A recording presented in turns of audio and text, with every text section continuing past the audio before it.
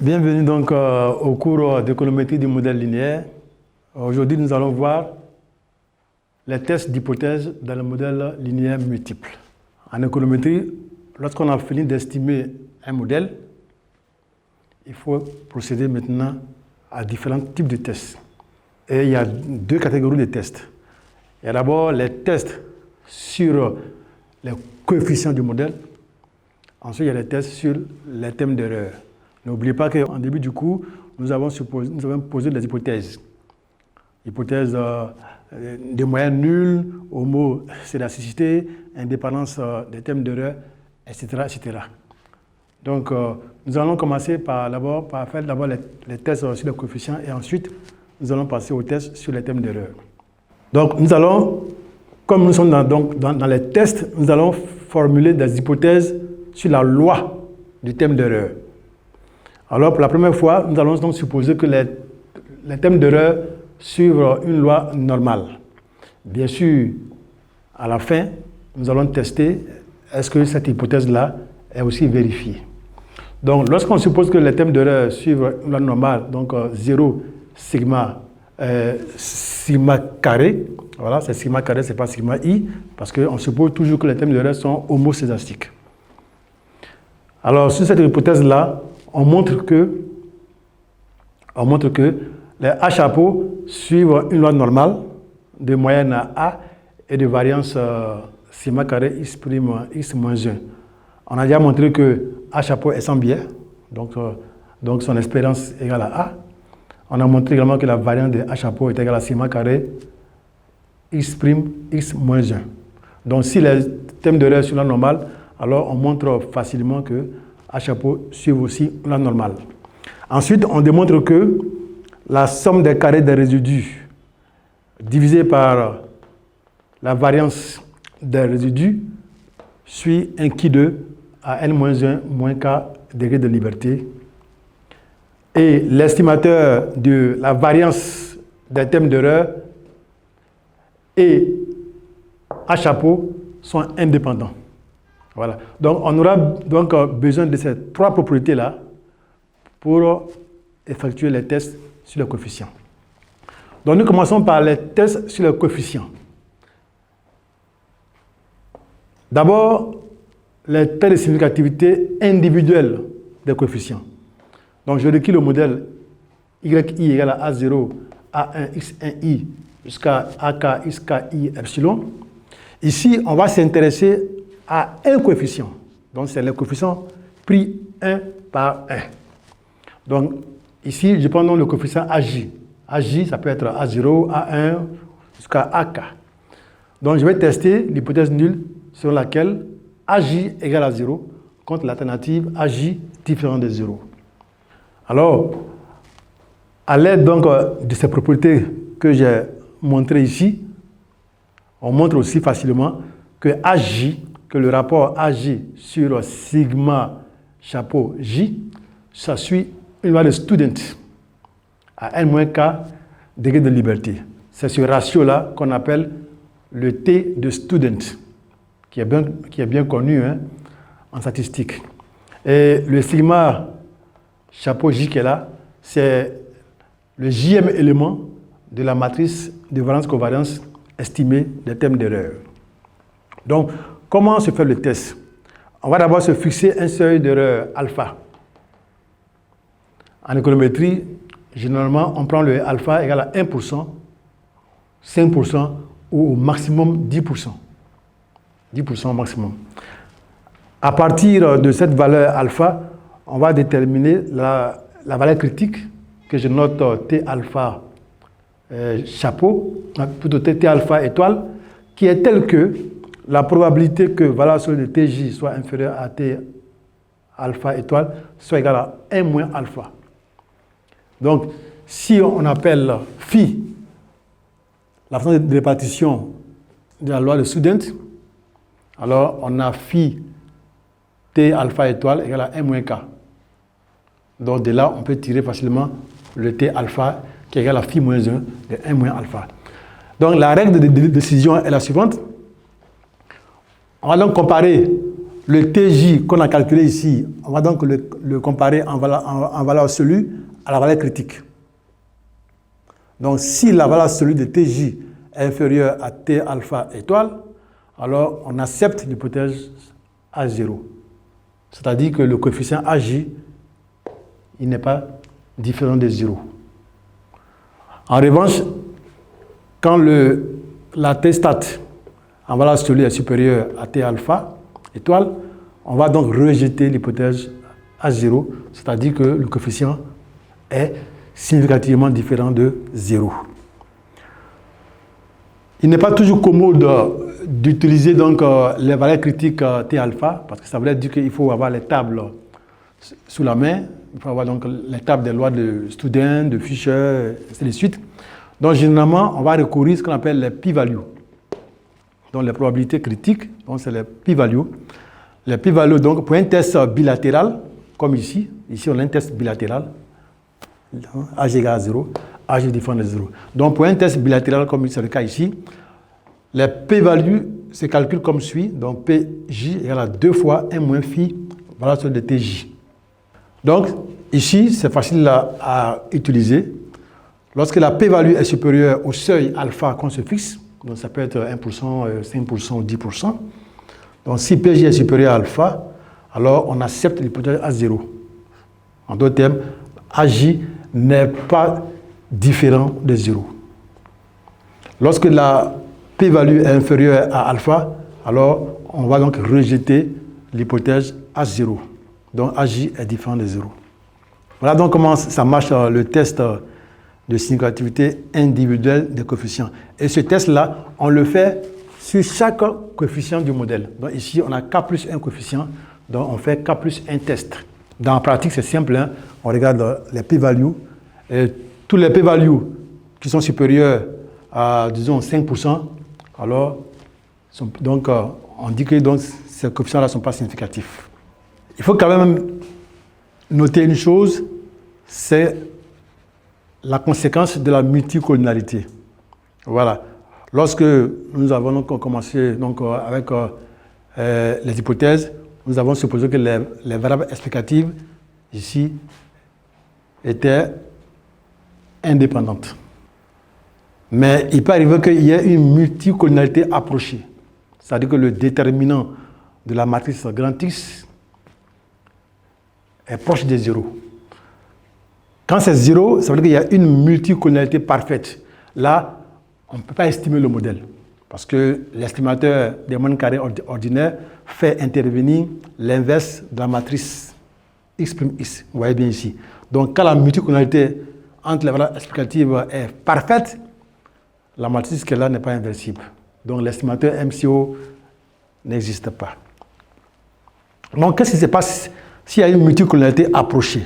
C'est-à-dire le déterminant n'est pas nul, mais c'est proche de 0. En ce moment-là, la variance de H chapeau qui est donnée ici devient explosive, très grande. Elle devient très grande. Et donc les TJ, comme les TJ, ouais, ici les TJ, il faut intervenir donc au dénominateur les écarts-types. Donc les T de student vont être très, très, très faibles. Et on va donc avoir donc tendance à accepter l'hypothèse A0 selon laquelle le coefficient n'est pas significativement différent de 0. Donc, lorsqu'il y a une multicollinéarité approchée, on aura un modèle où aucun coefficient n'est significatif. Donc, c'est l'une des conséquences de la multicollinéarité approchée. C'est de rendre le coefficient non significatif. Il faut aussi noter une chose, que le T de student est indépendant des unités de mesure des variables. Vous voyez bien qu'ici, le TJ, c'est le coefficient qui est dans la même unité, enfin, qui est dans la même unité que la variable. Donc, c'est le coefficient donc, qui a une unité et l'écart type aussi qui a aussi une unité. Donc, quand on divise les deux, le TJ n'a pas d'unité. Ça, c'est quand même extrêmement important parce qu'on peut jouer sur les coefficients hein, que vous voyez ici.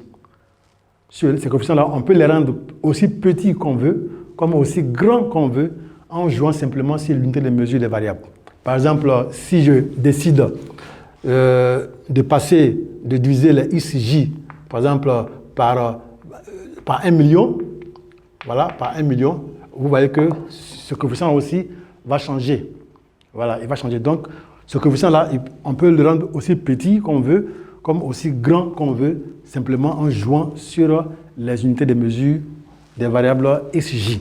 Mais l'unité de mesure d'une variable n'affecte pas sa significativité. Ça, c'est extrêmement important.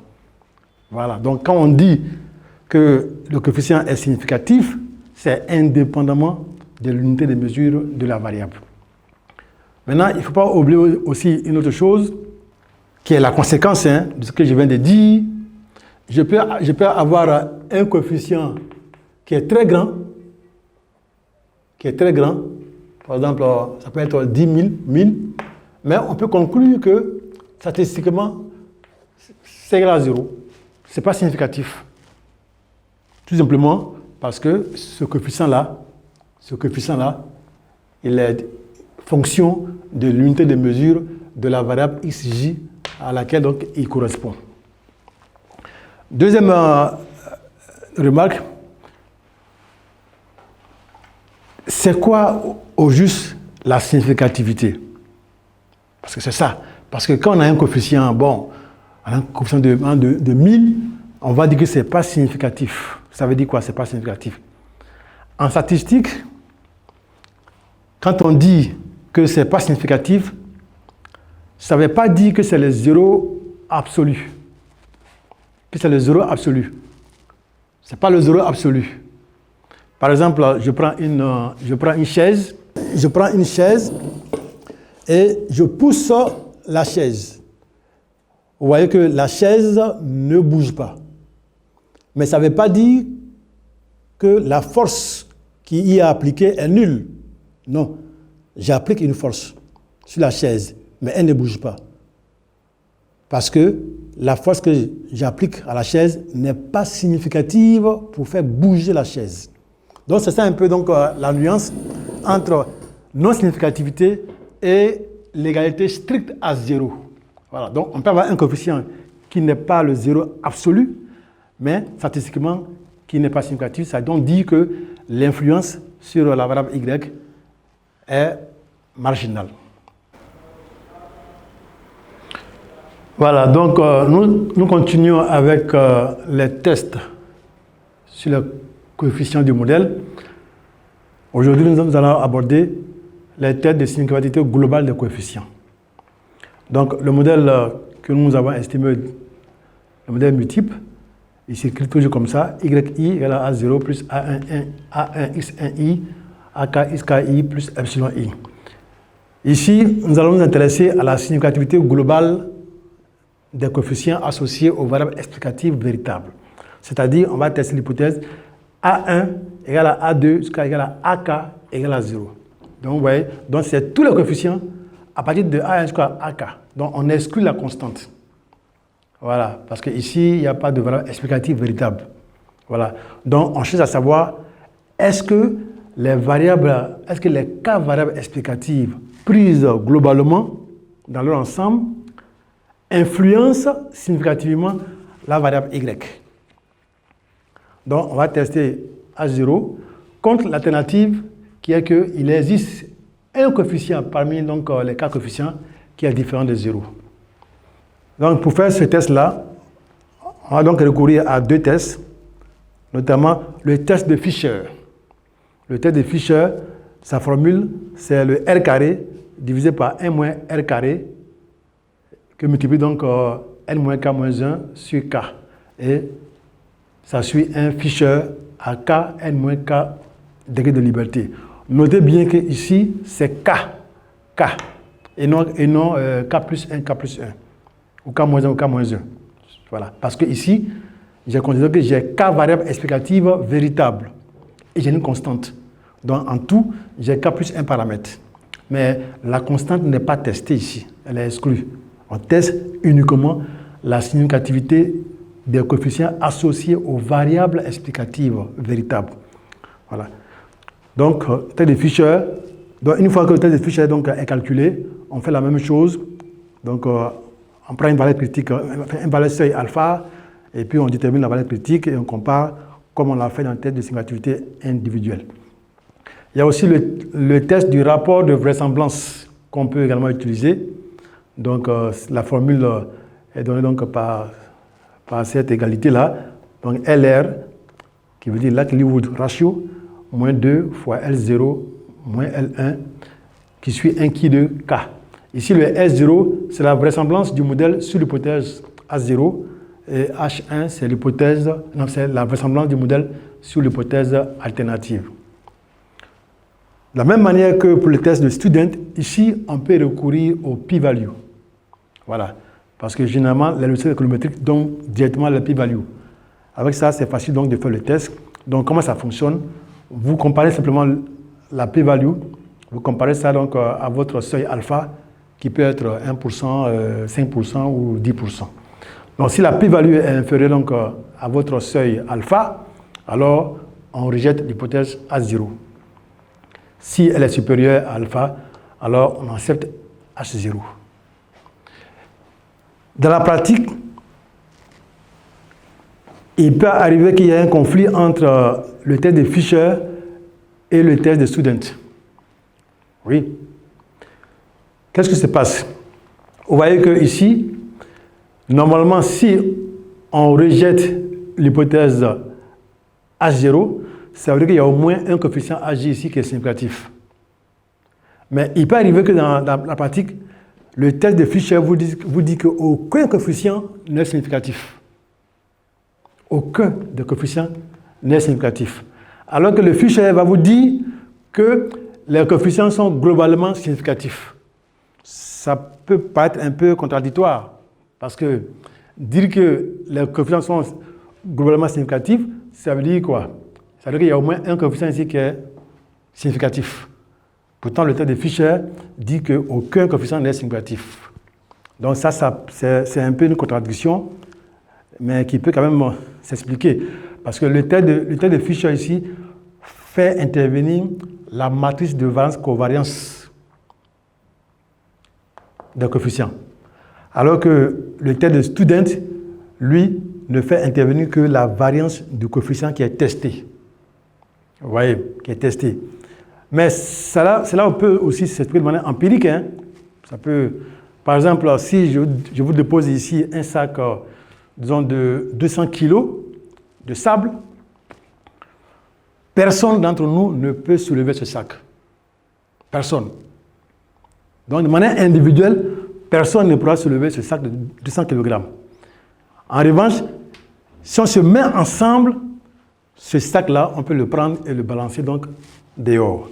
Donc c'est un peu ça donc la différence entre significativité globale et non-significativité individuelle. Donc dans la pratique, vous verrez ces cas-là. Mais lorsque vous avez ces cas-là, c'est-à-dire le cas où le Fisher conclut que le modèle est globalement significatif, alors que le student vous dit que les coefficients pris individuellement ne sont pas significatifs, alors c'est symptomatique d'une multicollinarité. En ce moment-là, pensez donc à voir si vos variables ne sont pas multicollinaires, du moins une multicollinarité approchée. Parce que si elle est stricte, vous ne pourrez rien faire depuis l'estimation. Donc quand il y a donc une contradiction entre Fisher et Student, alors c'est révélateur d'une multicollinarité approchée entre les variables. Nous allons passer maintenant au test de stabilité des coefficients. Ah oui, voilà encore une autre catégorie de tests qu'on appelle les tests de stabilité. Ça prend des appellations différentes selon qu'on est en données temporelles ou en données en coupe instantanée. Donc, lorsqu'on est en données en données temporelles, on parle de stabilité temporelle. Lorsqu'on est en données en coupe instantanée, on parle donc d'homogénéité des comportements. Par exemple, on peut vouloir s'intéresser à la problématique suivante. Est-ce que la propension marginale à consommer des ménages d'un pays, par exemple, est restée la même avant et après une crise, la crise de 2008, crise financière. Voilà. En ce moment-là, le modèle qu'on estime qu'on a estimé celle-là, donc on s'interroge sur la constance de ce coefficient A1 qui est là. Est-ce que ce coefficient-là, il est resté constant avant et après une période donnée? On peut aussi vouloir regarder, est-ce que la propension marginale à consommer des ménages dirigés par des hommes est égale à celle des ménages dirigés par des femmes? En ce moment-là, on va estimer donc une fonction de consommation en couple instantané. Et puis, on va s'intéresser à la stabilité de ce coefficient A1 qui est là. Donc, ça revient en fait à quoi? Si je prends par exemple ce cas-là, ça revient à dire, si j'estime mon modèle comme ça, pour T allant donc jusqu'à 2008, et puis A', comme ça, pour T allant de 2009 jusqu'en 2022. Donc là, j'ai deux équations. Donc au lieu d'estimer ce modèle-là sur toute la période, je vais donc découper en deux la période et estimer le modèle avant 2000. Donc on va dire avant 2008 et après 2008. Donc on va estimer donc le modèle disons de 1980 à 2007 et 2008-2022. Lorsqu'on a estimé ces deux équations-là, maintenant on va tester l'égalité des coefficients. Est-ce que A1 égale à A1 étoile contre A1 différent de A1 étoile? Voilà comment ça fonctionne. Lorsque dans ce cas-là, donc dans le cas donc, des individus, en ce moment-là, on va estimer encore deux équations de consommation. Voilà, ça c'est pour les individus, les hommes. Voilà, ou bien c'est égal à A0, A1, revenu, pour ça c'est pour les femmes. Et là, donc on va estimer ces deux équations-là sur deux groupes différents, les hommes et les femmes. Et on va maintenant tester. Est-ce que A1 égale à A1 étoile contre l'alternative A1 différent de A1 étoile? Voilà comment donc ça fonctionne, les tests de stabilité. Et dans la pratique, vous avez donc, on va donc utiliser ce qu'on appelle les tests de Shor. Bon, les tests de Shor, parce qu'il y en a beaucoup. Il y a les tests QSUM et QSUM-Q, voilà, qu'on peut donc utiliser pour répondre donc à ces deux questions-là. Voilà. Mais dans la pratique, c'est simple, ça revient à estimer un modèle et à faire un test de significativité sur ce modèle-là. Mais je vais quand même rappeler une chose, le test de stabilité. Normalement, quand on a deux variables, on devrait pouvoir le voir. Voilà. Par exemple, quand vous faites un nuage de points comme ça, voilà, ouais, dans ce nuage de points, il y a une rupture. Il y a une rupture à partir d'ici. Vous voyez, là, on a une droite, là, on a une droite. Là, ici, on a une rupture. Ici, la rupture est structurelle. Je le dis. Vous voyez qu'à partir de cette période-là, à partir donc de ce point-là, il y a un changement dans l'équation. En revanche, vous pouvez avoir un graphique comme ça.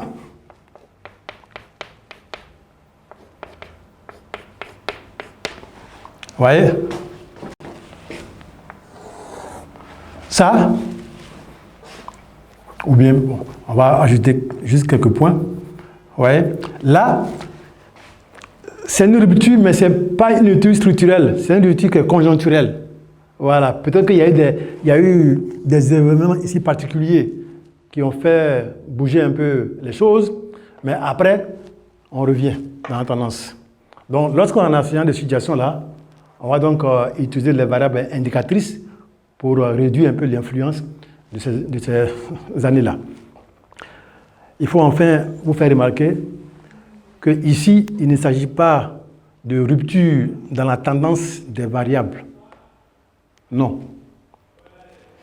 C'est parce que si on teste, parce que vous pouvez avoir très bien une rupture dans les séries. Voilà, ici je mets T, je mets X ici, voilà, donc je fais comme ça, voilà.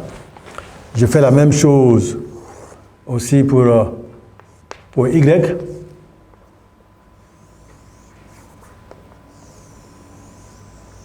Voilà. Donc, je peux avoir des ruptures, on va modifier ici. Voilà. Il y a une rupture dans les deux séries. Mais moi, ce n'est pas ce que je teste. Les deux séries peuvent avoir donc des ruptures, mais la relation entre les deux peut ne pas connaître une rupture. Vous voyez? Donc, dans les deux séries, il y a des ruptures, mais la relation économétrique qui lie les deux variables, elle est stable. Elle n'a pas changé. Donc, le test de stabilité ici, dont il s'agit, c'est la stabilité dans la relation économétrique entre les deux variables. Voilà. Donc, si les deux variables sont affectées par des événements, mais tout en préservant cette relation-là, alors vous n'aurez pas de rupture dans votre équation économétrique. Donc, cela est quand même extrêmement important à voir. Maintenant, dans la pratique, le test de Shaw, pour l'appliquer, vous devez quand même connaître la date de rupture. Donc, vous faites un nuage de points. Et puis maintenant, dans le nuage de points, vous verrez là où il y a un décrochement. Mais ce test-là est un peu tributaire de la date de rupture. Donc, on recommande souvent dans le test de QZoom et QZoomQ, qui, eux, vous donnent directement, s'il y en a, les points de rupture. Donc, ça, c'est encore moins sensible que le test de Shaw. Donc, au choix des dates de rupture. Merci.